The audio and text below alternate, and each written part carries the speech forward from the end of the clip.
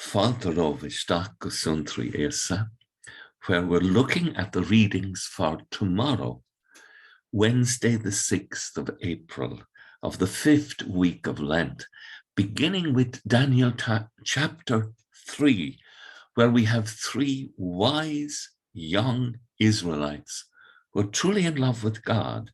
That's very important, that they love God, Shadrach, Meshach, and Abednego. And when the king requires of them by law, on fear of being cast into the fiery furnace, that they commit an act of idolatry, then this is what they say. Your question hardly requires an answer. If our God can save us from the fiery furnace and from your power, O King, he will save us. And even if he does not, you must know, O King, that we will not serve your God or worship the statue you have erected. It's important for you to realize they say this because they love God. They don't say it in the expectation that they will be saved. Their love urges them to be faithful to God, regardless of the outcome. It is a wonderful example of faith, as in loving God.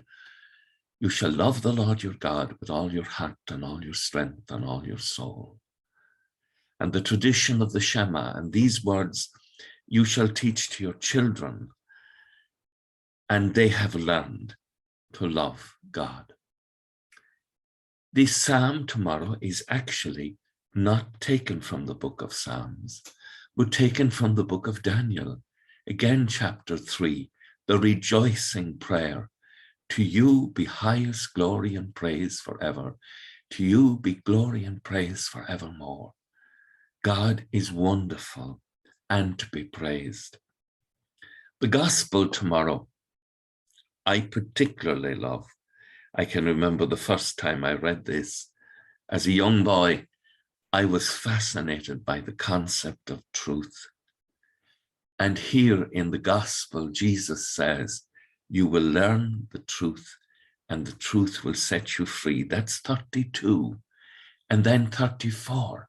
I tell you most solemnly, everyone who commits sin is a slave. And then verse 36, if the Son makes you free, you will be free indeed. There's an obsession in the world today about being free to do what you want to do. But the freedom that John Paul II spoke so clearly about when he was in Japan, he spoke about the freedom to be able to do the things that are right and noble and decent and pure and good, and not to give in to our baser urges that are there because of original sin. And everyone who commits a sin is a slave. And that's our experience. We are dragged into sin. We are dragged down into sin, into the slavery of sin. But if the Son shall make you free, you will be free indeed. Christ, when he shed his blood on Calvary, has broken the bonds of sin in our lives. By his precious blood, our sins are washed away. And as we invoke the power of his precious blood in our lives, as we pray for that powerful healing of the deeper wound that leads to the sin, the Lord truly sets us free. One of the wonderful things about hearing confessions over the years is you realize somebody is coming every 2 weeks and they're struggling with a particular sin, and the struggle goes on, and then they don't mention it anymore, because the Lord, through the process of their desire to be set free and his most wonderful sacrifice on Calvary, has indeed set them free. These 3 verses write on your soul. 8:32, You will learn the truth, and the truth will set you free. 8:34.